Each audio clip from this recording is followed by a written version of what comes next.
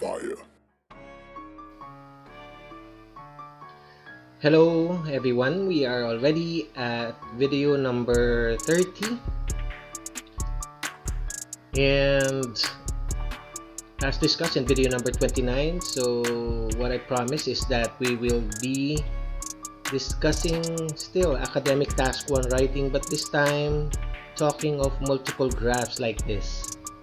So as you can see, you have a bar graph over here, and then a table over here, and a modified pie chart over here. And so as promised, for this video, then we will now begin writing an essay on this.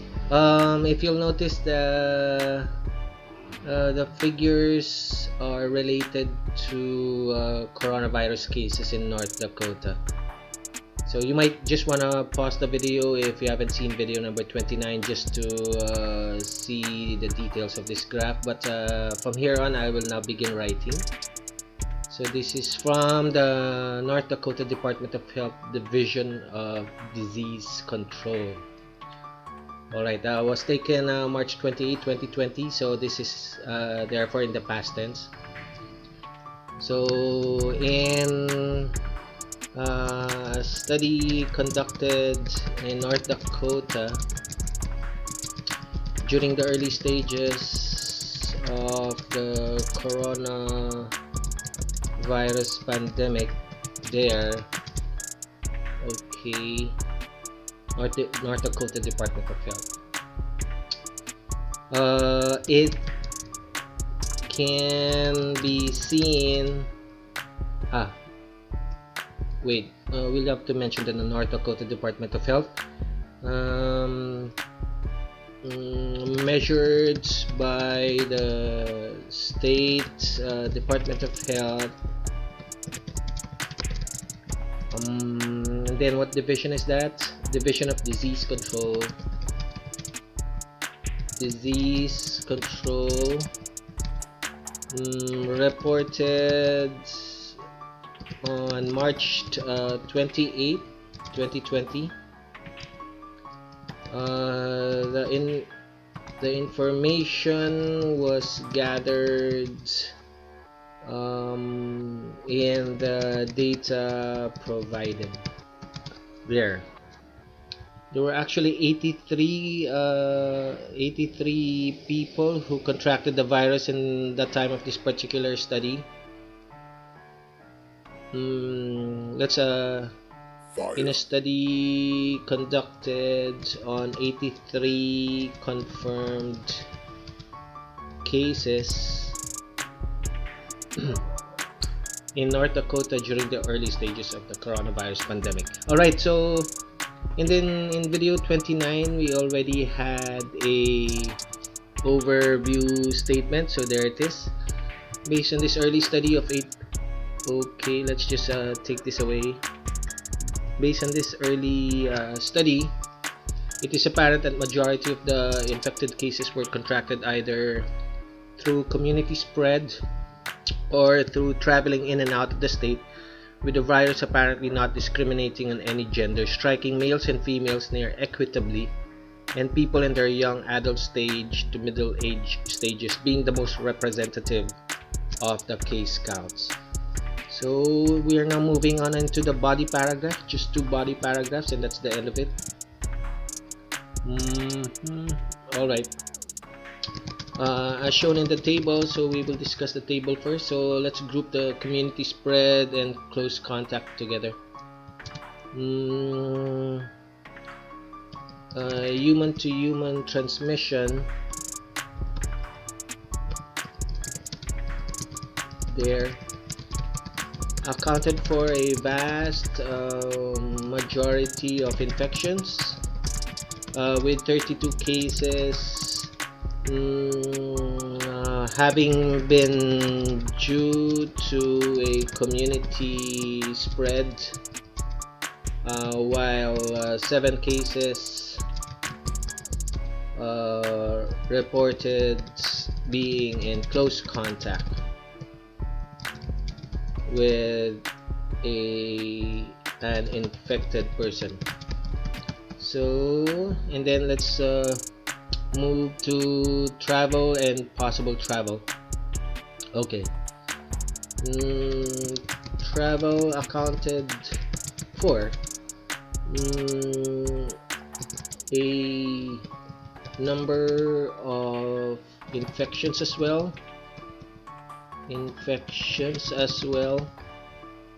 There's so 23 individuals and 6 individuals. With 23 individuals suspected to have acquired the disease from traveling in and out of the state, while an added 6 cases reporting possible transmission from such. And then finally, under investigation 50. The rest of the cases at 15 were still under investigation at the time of the report. And then let's just segue to this. This just breaks down the number of females and males. So that's 83. So all in all, of the 83 cases, the virus did not discriminate on gender, with near equitability between males here at 43 cases and females at 40 there. Finally, we are now moving on to the bar graph. So let's highlight these two together. They're so close, and then these three, maybe we can highlight them as well. But generally what we're gonna say is that the virus actually affected people from the middle age ranges. So knowing what I know, North Dakota actually was this is really a rural state, and the cases here are confined to either prisons or meat packing plants, but of course the information doesn't show it, so we're not gonna mention that. Finally, as regards to the age demographics, the virus infected people in their 30s and those in their 50s most, at 17 and 16 cases respectively there. And then we'll just group these three together, 14, 10, and 13. Meanwhile, those in their 20s, 40s, and okay, I made a mistake over here. That should have been the 60s. People in their 60s there. Alright, so and 50s over here had near approximate figures ranging from 10 to 14 cases. The rest of the age brackets did not register significant statistics there. Alright, that's the end of our essay. That's already the end of the description. So let's see how many words this took us. Okay, there. How many words did that take? 276 words. Gosh, that's still over the word count of 150 words, exceeding it by 126 words. Okay, so we'll just fix the paragraphing. That's your introduction and your overview, and then we'll just have the second body paragraph over here. Again, it's okay if you exceed the word count, as long as you can make sure that you can write all these words under the 20-minute time limit there. Okay, so that's fitting it under one screen. Yeah, naturally it's really gonna take a lot of words because there's a lot of data.